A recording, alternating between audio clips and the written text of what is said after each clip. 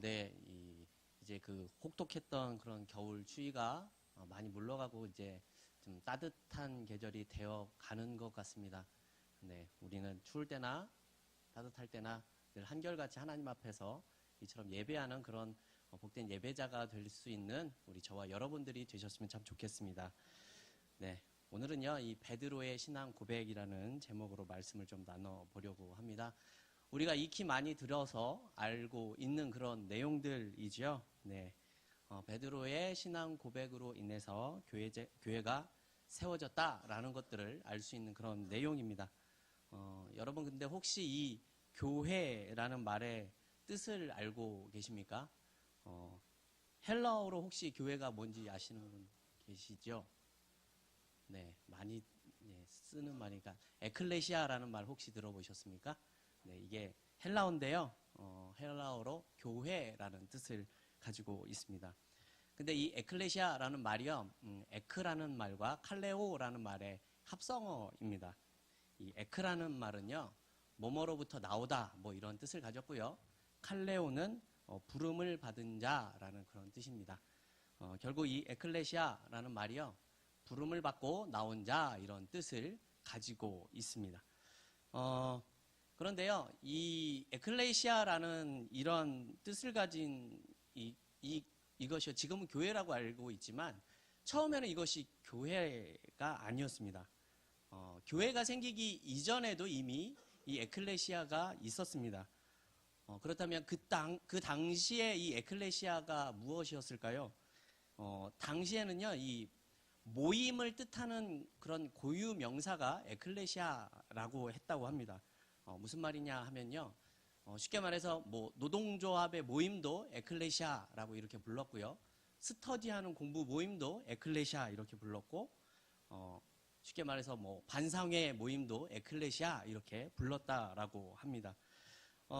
일반적으로 우리가 모인 자리를 에클레시아 이렇게 불렀다라고 합니다. 그렇다면 이 당시에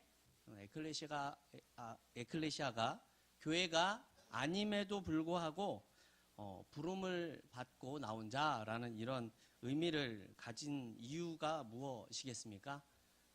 바로 예수님께서 제자들을 부르셨기 때문에 그렇죠. 그래서 오늘 본문을 보면서 예수님께서 제자들이 이렇게 또 물어보는 장면이 나와 있습니다. 얘들아, 사람들이 나를 뭐라고 부르더냐? 이렇게 물어보죠. 그랬더니 더러는 세례 요한, 더러는 엘리야, 어떤 사람들은 예레미야나 선지자 중에 한 사람이라고 이렇게 이야기를 합니다.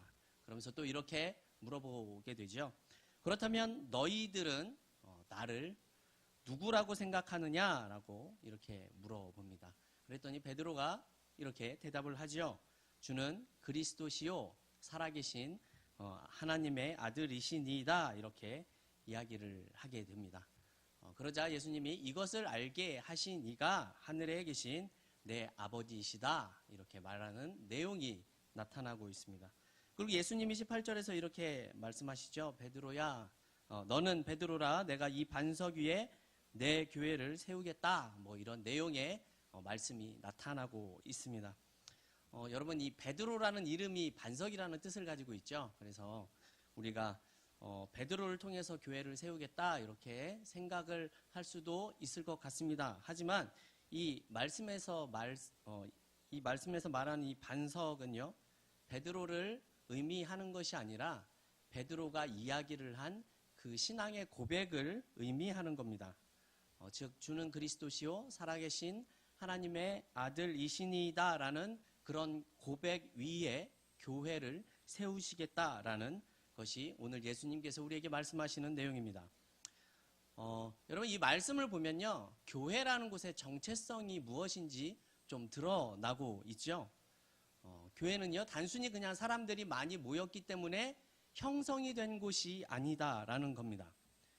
교회가 생기기 이전에 모임이 있었던 뭐 친목단체나 그런 모임이 아니다라는 것이죠. 이 교회, 즉 에클레시아는 주는 그리스도시요 살아계신 하나님의 아들이라는 고백을 한 자들이 모인 곳이 바로 교회라는 것이죠.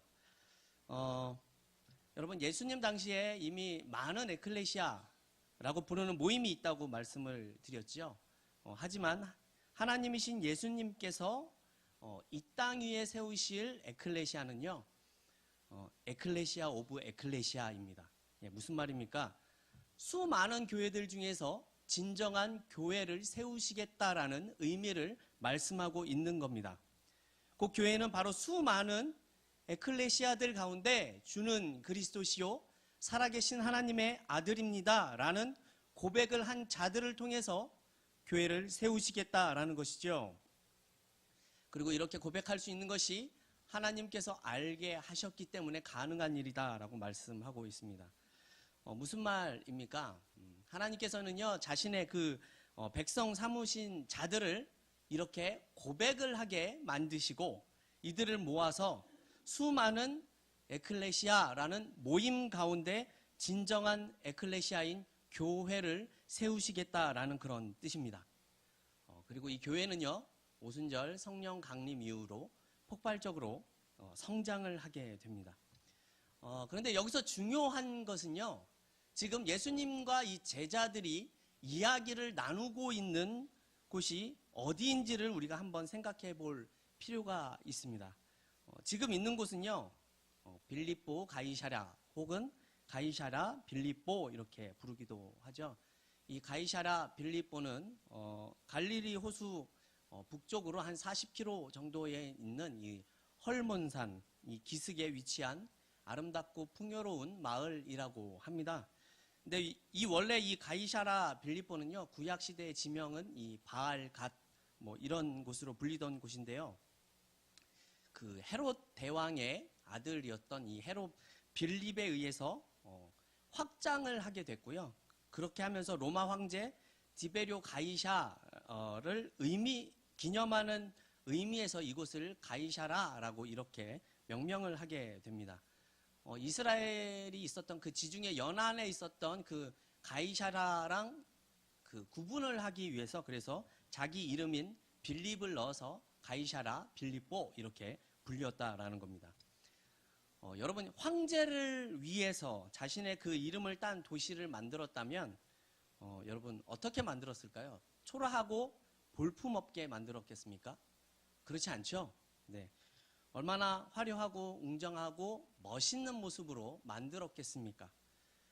그런데 문제는 그곳이 화려하고 멋진 것을 넘어서서 우상숭배의 근원지가 된다라는 것입니다.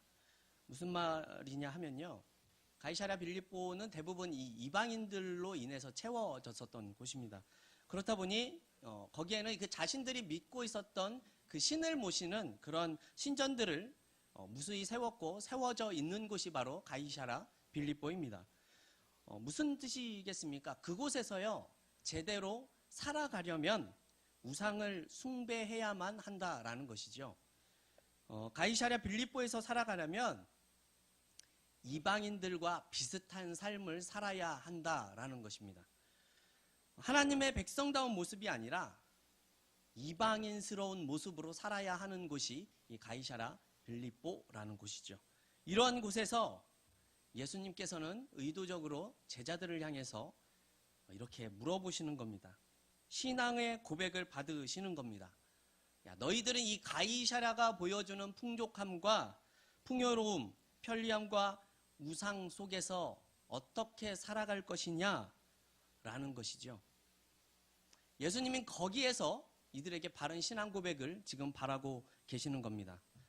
너희들이 이런 세상의 한 복판에서 그 중심에서 이 풍요로움과 세상이 주는 편리함과 우상 숭배를 초월할 수 있겠느냐라는 사실을 지금 묻고 있다라는 겁니다. 여러분, 가이사랴가 원하는 방법대로 살면 풍요롭고 풍족하고 그러면서도 우상을 숭배하고 황제를 숭배해야만 가능한 일입니다. 이렇게 하기 위해서는요, 결론적으로 자신의 신앙을 감추거나 부인할 수밖에는 없게 되는 것이죠. 결코 바른 신앙의 고백을 하면서 우상을 숭배할 수는 없다라는 뜻입니다.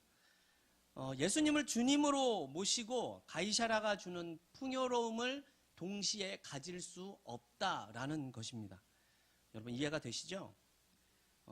자, 우리가 이런 사실을 좀 기억을 하면서요, 우리가 신앙을 고백한다라는 것이 무엇인가를 한번 생각해 봤으면 좋겠습니다. 지금 이 예배 시간에, 그리고 또 혹은 우리의 목장 예배 가운데 말하는 그런 신앙 고백을 의미하는 것일까요? 물론 그것도 의미 있는 일입니다. 하지만 제가 드리고 싶은 말은요, 이렇게 교회에 와서 단순히 우리 믿는 자들이 모인 모임이 아니라 세상의 중심에서 그 한 복판에서 주는 그리스도시요 살아계신 하나님의 아들이라는 그 고백을 할 수 있느냐라는 말씀입니다. 여러분 이것이 참 중요합니다. 왜냐하면 그렇게 교회를 세웠기 때문입니다.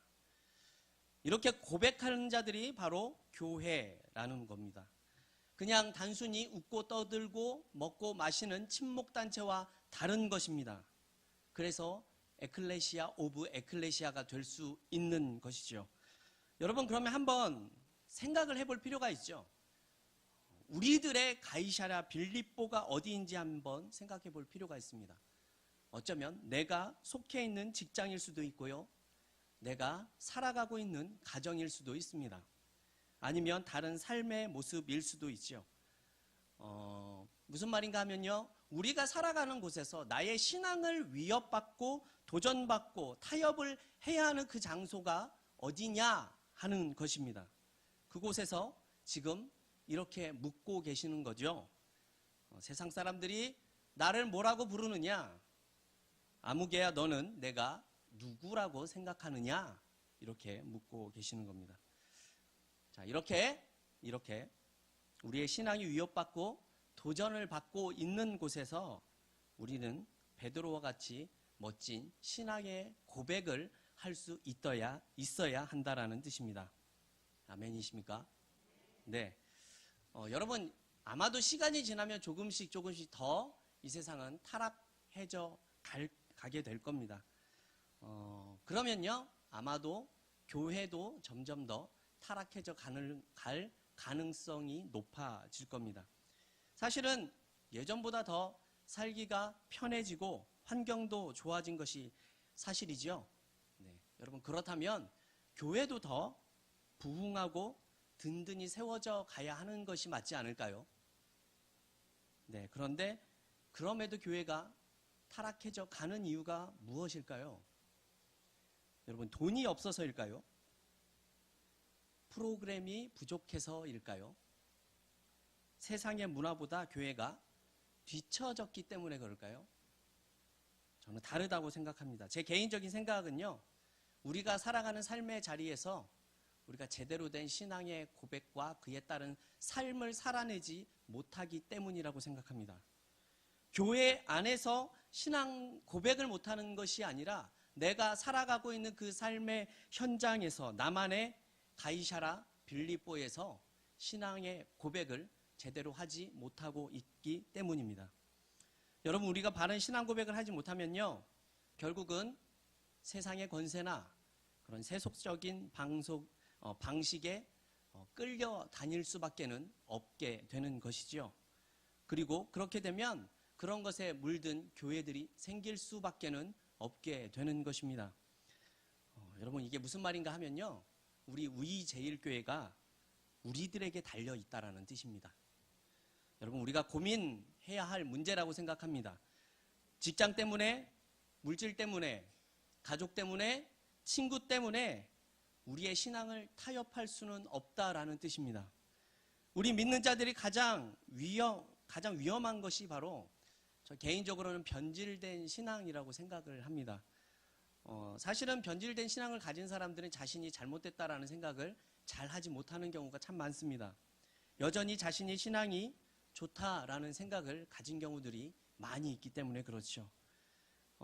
여러분 눈에 보이는 질병이나 뭐 핵무기 이런 것들이 우리를 두렵게 할 수 있는 일들이 참 많이 있죠. 하지만 눈에 보이지 않는 인간의 그런 사상이나 생각들, 그리고 우리의 영혼을 망가뜨릴 수 있는 잘못된 믿음이나 신앙이 우리에게 있어서 또한 교회에게 있어서 훨씬 더 치명적일 수 있다라는 사실을 우리가 기억할 필요가 있습니다. 왜냐하면 그것은 눈에 보이지 않게 우리를 병들게 하기 때문에 그렇습니다. 여러분들은 무엇이 제일 두려우십니까? 물질입니까? 아니면 질병일까요? 여러분 오해는 없으셨으면 좋겠습니다. 그냥 제가 겁을 주기 위해서 그런 말씀을 드리는 것이 아니라 우리의 신앙 고백이 바른 신앙을 고백하며 사는 삶이 얼마나 중요한지를 좀 말씀드리고자 하는 것입니다. 여러분 저는 그래서요 예전에는 세상을 좀 더 멀리하고 산 같은 곳에 이렇게 들어가서 마음껏 예수를 믿어보고 싶다라는 생각을 하기도 했었습니다. 쉽게 말하면 불교 용어로 속세를 떠나는 거죠. 예. 저는요 그렇게 하면 예수를 좀 더 잘 믿을 수 있을 거라는 생각을 했었습니다. 물론 지금은 그렇지는 않죠. 그런데 예전에도 저처럼 그런 생각을 가지신 사람들이 많이 있었던 것 같습니다. 그리고 그렇게 모인 곳을 지금 우리가 수도원 혹은 수녀원 이렇게 부르고 있죠. 예전에 수도원은요 그 수녀원과 이렇게 좀 비밀스러운 통로나 지하 통로가 있었다라고 합니다. 그런데 이 언제부턴가 이 수녀원과 수도원에 연결이 되어 있는 그런 지하 통로나 이런 은밀한 길에 아이가 버려지기 시작을 했다고 합니다. 많은 아기들이 죽거나 버려졌습니다. 이 아기들이 어떻게 생긴 거냐면 수도사와 수녀들 사이에 생긴 아기들입니다. 이렇게 아기들이 버려지게 되자 여러분 그래서 만들어진 것이 무엇입니까? 고아원이죠. 예, 고아원이 그렇게 시작됐습니다. 수도사들은요 제가 말씀드린 것처럼 예수를 잘 믿어보려고 수도원에 들어온 겁니다. 물론 세상적인 것에서 좀 벗어나면 죄도 조금 덜 지을 수도 있고 조금 더 나을 수 있는 것도 사실일 수 있습니다. 하지만 여러분 해결되지 않는 것이 있죠. 바로 내 안의 죄입니다. 그건요 어느 곳을 가더라도 벗어날 수 없는 것입니다. 우리의 힘으로는 해결할 수 없다라는 뜻이죠. 여러분 교회는요 하나님이 세우셨죠? 네. 그런데 아이러니하게 산속에 사람들이 잘 살지 않는 곳에 세운 것이 아니라 세상의 한 복판에 세상의 중심에 교회를 세우십니다. 왜냐하면 그곳에서 우리의 신앙을 고백해야 하기 때문에 그렇습니다. 여러분 마태복음 5장을 보시면 예수님이 우리에게 빛과 소금이 되라고 말씀하고 계시죠? 그 빛과 소금 앞에요 말씀을 잘 보면 세상의 빛이 되라고 하십니다. 세상의 소금이 되라고 하셨습니다. 무슨 뜻입니까? 우리의 신앙 고백이 이 세상 즉 하나님 나라의 그 가치관과 반대되는 그곳에서 우리의 신앙을 고백해야 하기 때문에 그렇습니다. 그리고 그렇게 신앙을 고백한 자들을 모아서 하나님이 교회를 세우기를 원하시는 겁니다. 여러분 그래서 세상은 교회를 한 번도 환영한 적이 없습니다. 그렇죠? 환영할 수가 없죠. 왜냐하면 그 세상의 가치관과 이 하나님 나라의 가치관이 반대에 서 있기 때문에 그렇습니다. 여러분 이 세상은요 권력을 얻고 물질을 얻고 자신이 원하는 것들을 이루기 위해서는 무슨 일이든 할 수 있는 곳이지요. 내 주변에 있는 사람들을 쉽게 말해서 밟고 제껴야 살아남을 수 있는 곳입니다. 하지만 믿는 자들은 그렇지가 않죠. 그렇게 살아서는 안 된다라는 것을 알고 있는 자들입니다. 때로는 내 것을 포기하고 손해보면서도 주위 사람들과 같이 함께 살아가는 것을 알고 있는 자들이 모인 곳이 바로 교회이기 때문에 그렇습니다. 성도 여러분, 우리의 신앙은 이렇게 고백이 되어져야 합니다. 이렇게 세상 속에서 세상의 한 복판에서 고백되어야 하는 것이죠. 우리의 신앙이 우리가 이런 신앙 고백에 부름을 받은 것입니다. 저와 여러분요 이 시간을 통하여서 예수 그리스도의 귀한 은혜로 얻은 생명을 들고 하나님께 결단하며 나아가는 그런 우이제일교회 성도들이 되시기를 주님의 이름으로 소망합니다.